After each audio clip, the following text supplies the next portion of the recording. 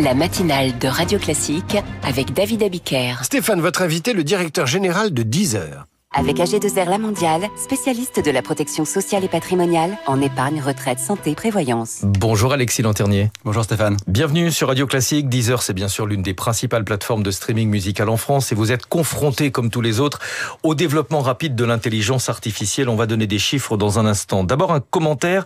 La justice allemande vient de condamner OpenAI, le créateur de ChatGPT, dans un litige qui l'opposait à l'équivalent de la SACEM, condamné pour non-respect du droit d'auteur. C'est une satisfaction pour vous? Alors, la condamnation, c'est que OpenAI, pour ChatGPT, a utilisé les paroles des chansons, des catalogues qui sont protégés par droit d'auteur.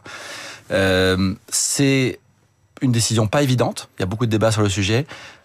Par contre, Deezer a fait une étude avec 9000 personnes aujourd'hui et c'est en tout cas un sentiment qui est partagé par les personnes interrogées pendant cette étude, puisque plus de 2/3 des personnes considèrent que les OpenAI et tous les outils d'intelligence artificielle ne devraient pas s'entraîner sur des catalogues protégés par droit d'auteur. Et effectivement, 70% des Français dans cette étude pensent que l'utilisation de l'intelligence artificielle par les artistes risque d'entraîner une perte de créativité. On va y revenir. Pour vous, c'est un énorme sujet.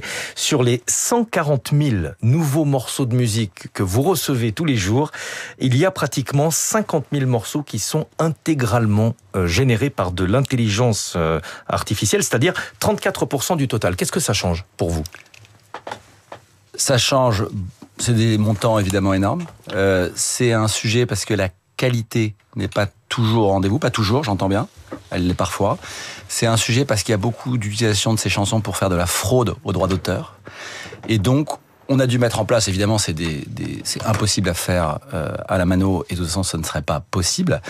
Donc, on a dû mettre en place des outils de détection automatique pour pouvoir identifier ces chansons et les sortir des recommandations et des algorithmes, puisqu'en fait, c'est souvent le but des fraudeurs, c'est de mettre ces chansons dans les recommandations et les algorithmes. Un système pour détecter ces morceaux de musique, parce que à l'oreille, ça n'est pas évident. Vous avez réalisé une étude avec l'Institut Ipsos. 97% des Français, lors d'un test à l'aveugle, n'ont pas su faire la différence entre un morceau de musique composé par un être humain et un morceau entièrement généré par de l'AI. On le sentait venir, on voyait que ça devenait de plus en plus qualitatif. Cette étude, je pense, finalise ce débat. L'IA est capable de faire de la musique qui, pour la plupart des gens, n'est pas distinguable de la musique faite par des humains. Alors certains vous diront c'est de la soupe, mais on n'est pas là pour s'ériger en censeur. Vous avez développé un outil en interne capable de repérer ces morceaux de musique. Comment ça fonctionne et est-ce que c'est fiable? Alors, à date, c'est extrêmement fiable. Donc on peut étudier, on fait des faux, on en génère, on teste dans tous les sens. On a plus de 99% de fiabilité sur notre outil. Le vrai problème, c'est évidemment l'évolution des technologies qui ne s'arrête pas. Et donc, on continue avec notre équipe de chercheurs à essayer d'améliorer ces outils constamment pour aller plus vite que les outils. Et j'ai entendu dire que c'est tellement fiable que vous envisagiez de commercialiser ce logiciel. Tout à fait, c'est déjà fait. On a commercialisé ce logiciel avec la SACEM et on est en discussion avec beaucoup d'autres labels ou d'autres applications de streaming pour le développer. Pourquoi est-ce que l'IA pose problème dans la rémunération des artistes? Est-ce que ça peut remettre en cause le financement de la création musicale? C'est évidemment un vrai sujet si les modèles sont ce qui est utilisé par les utilisateurs. Donc l'argent va à ces modèles, donc OpenAI par exemple.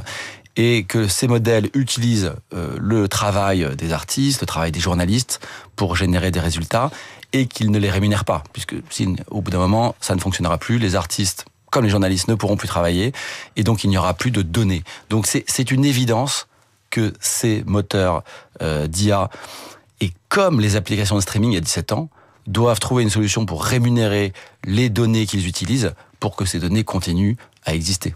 Dans l'enquête que vous avez réalisée avec Ipsos, plus des 2/3 des Français pensent que l'utilisation de l'IA va entraîner une perte de créativité, ou en tout cas une sorte d'uniformisation de la création musicale. Vous le pensez également ?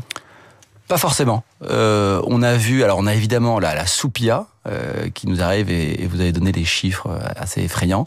On a aussi beaucoup d'artistes très réputés qui utilisent aussi ces outils pour améliorer encore. Et je pense que c'est un outil pas comme un autre, parce qu'il est beaucoup plus puissant, mais c'est un outil aussi au service des artistes qui va nous permettre d'avoir encore plus de créativité et encore plus d'émotion. Donc je suis extrêmement confiant pour le futur de la musique. Vous-même, vous utilisez de l'intelligence artificielle pour les recommandations, pour le flow, c'est-à-dire ce que vous conseillez à vos utilisateurs? Tout à fait. Depuis 15 ans, en fait, l'intelligence artificielle, la générative IA, c'est une évolution de l'IA, du machine learning, de la data science. On a eu beaucoup de noms qui sont en fait un genre de tech un peu similaire qui a évolué au cours du temps.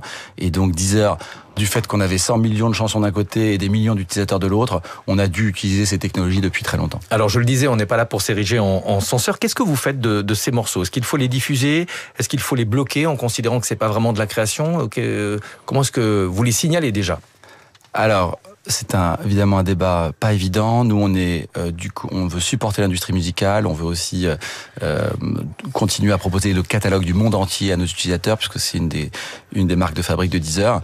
Donc, ces chansons sont disponibles sur Deezer, mais on ne veut pas les pousser à l'utilisateur sans qu'il ait en effet le choix. Donc, il faut les trouver, il faut les chercher, et elles sont aussi identifiées. Donc les albums qui sont majoritairement faits 100% par IA sont identifiés avec un petit tag en haut qui dit voilà, c'est de l'IA. Ça c'est le souhait des Français. 87% des personnes que vous avez interrogées souhaitent que les morceaux de musique créés avec de l'IA soient clairement identifiés comme tels. Ce qui est intéressant, c'est que c'est 7 points de plus que la moyenne globale. Et ce qui est intéressant, c'est que ceux qui sont plutôt en dessous, autour de 70%, ce sont les Américains et les Canadiens. Et donc c'est là où on voit qu'il y a quand même une grande différence culturelle, même si ça reste la majorité. Mais il y a une vraie différence culturelle outre-Atlantique. Pour compliquer un petit peu ce débat, la question est de savoir où est-ce qu'on place le curseur, sachant que certains labels ont déjà passé des accords avec des sites comme Suno, qui permet de créer des morceaux de musique avec de l'IA. Eux aussi interviennent dans ce débat. Exactement, et c'est notre souhait. Nous, Deezer, on a voulu mettre la lumière sur ce qui se passait, parce que tous ces chiffres étaient inconnus.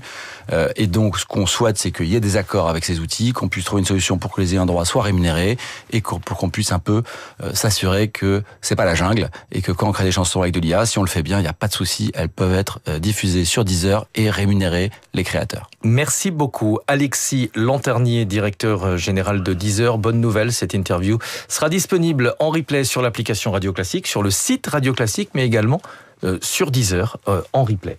Et on peut même retrouver David Abiker qui ne chante pas. Il paraît que c'est mieux comme ça. J'espère bien, mais il faudra bientôt un Musiscore comme il y a un Nutri-Score à côté des chansons pour être sûr de la composition musicale et de sa qualité. À demain, Stéphane, pour la matinale de l'économie. Merci à tous les deux. À suivre les coulisses de la politique, Marcelo Westfred explique comment Emmanuel Macron a progressivement fait le deuil de la réforme des retraites qui marque ces deux quinquennats. Mais tout de suite, Karine Dijoux, et si nous parlions français, Radio Classique